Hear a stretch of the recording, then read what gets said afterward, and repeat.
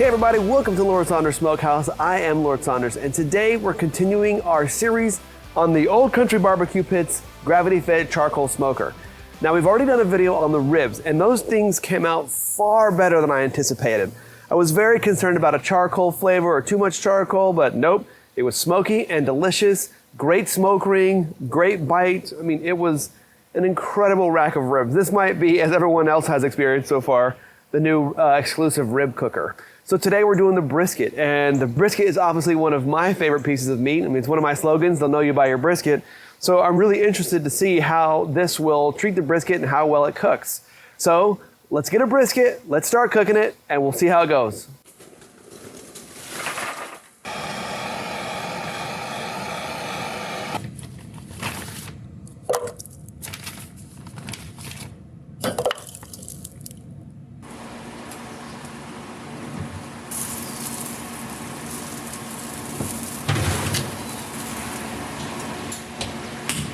So it has been about 4.5 hours since I've put the brisket on here.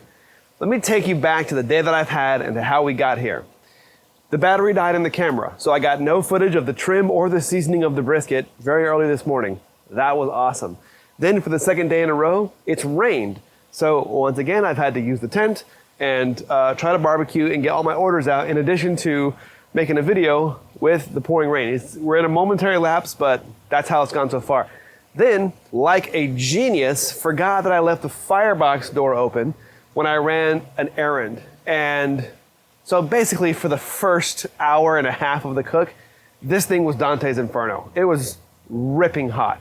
So I'm a little nervous to see what we find in here. After about that, when I got back from the store and I realized that I had created the, inferno that is now the barbecue pit, I regulated the temperature.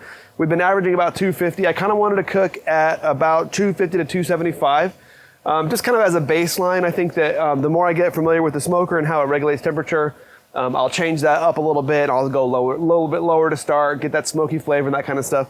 But I just kind of wanted to give it a rip and see how it did, just like as a baseline test. So we're gonna open it and we're gonna see how it looks, and fingers crossed. Okay, let's take a look and see how we did. Okay, at first glance, it's not the end of the world. There definitely are some charred pieces.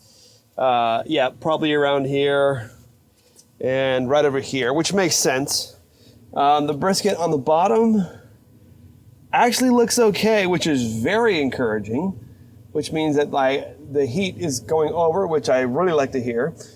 A little bit of a pooling spot there, which kind of sucks, but I think if we take care of this brisket all the way to the end, in the way that it should be, then we'll be ready to go. So, just out of curiosity, let's take a temp. Whew.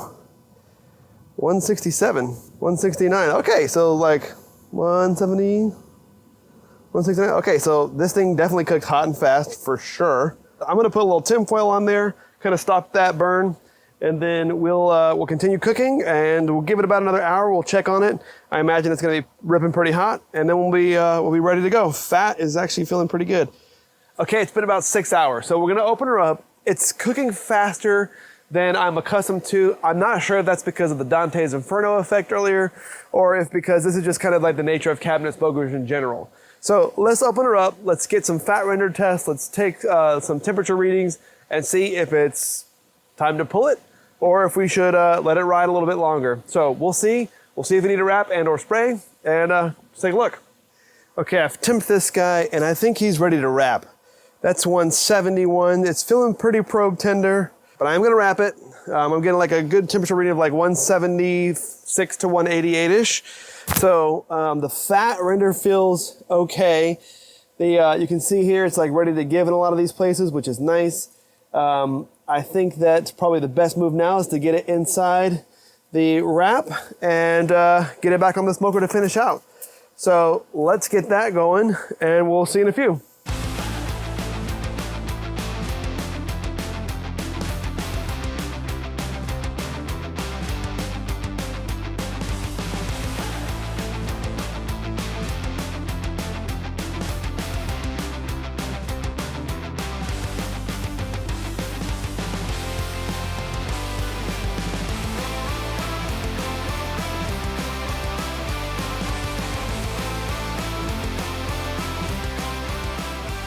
Now it's the moment of truth.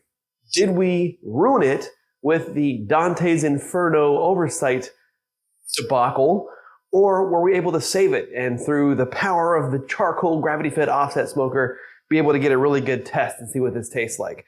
So after we wrapped, I put it back on the smoker for about an hour. Then I took it off the smoker because it was done. And then I let it cool down for about an hour, and then I let it rest for about 3 hours. So this has been torture to wait, but let's see. Let's slice into this guy and see what we get.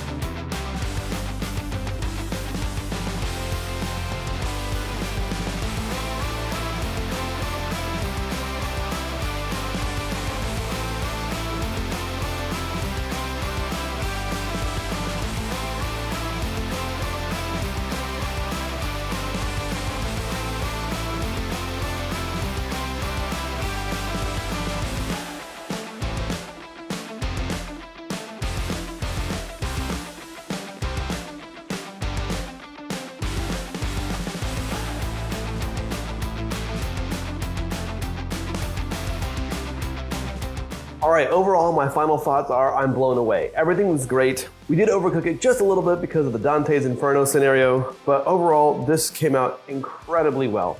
I'm very happy with the way that it cooked. It cooked very evenly, cooked a little faster than I was anticipating, but that's not bad.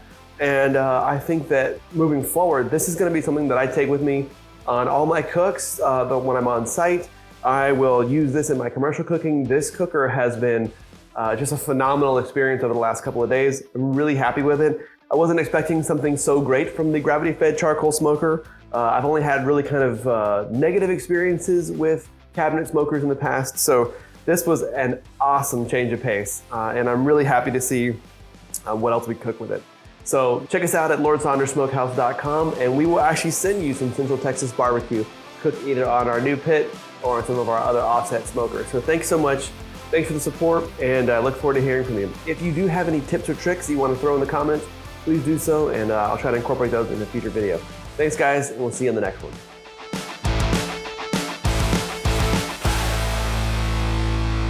Now smash that like button and subscribe. Later, bro.